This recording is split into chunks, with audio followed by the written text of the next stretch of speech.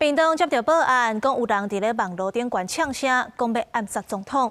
警方报请检察官指挥侦办，伫咧高雄抓到这个姓郑的查甫人。因为这阵仔受到台北捷运攻击案影响，网络顶管是有真侪恐吓的言论。警政署表示，到30为止是已经掌握118案，抓到22个嫌犯。 无论是讲要暗杀总统，还是爱台湾人造反，全部拢是共一个效果点社群平台闹的话。屏东县警局接到报案，就随报请检察官指挥侦办。伫咧确定嫌犯的身份甲大个所在了后，31就随前往高雄抓人。警方表示，嫌犯是一名保全，今年25岁姓郑。31日在高雄市查获谢姓犯嫌到案，全案侦讯后，依涉嫌刑法恐吓公众罪嫌，移警屏东地检署侦办。我还是要执行具体啊。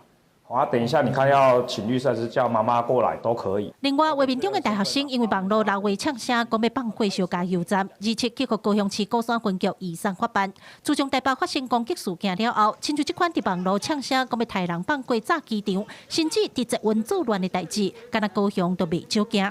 31到立法委员质询，要求检警单位要有作为、有效率，当作恐吓信息的传播，提升即时应变的能力。除了在法律跟犯罪还有刑责上的一个处理以外呢，那跨部会我们或许要知道，我们到底哪一些东西是在这里面完全欠缺跟lost 掉的。那目前有收集到了118件，那已经有查缉了23件，还有22个人。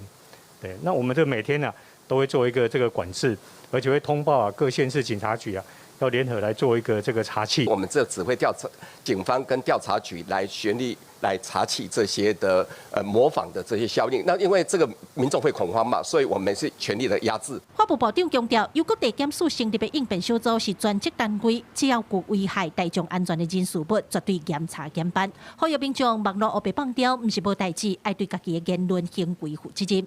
记者柯明哲、柯家如、柯朝阳综合报道。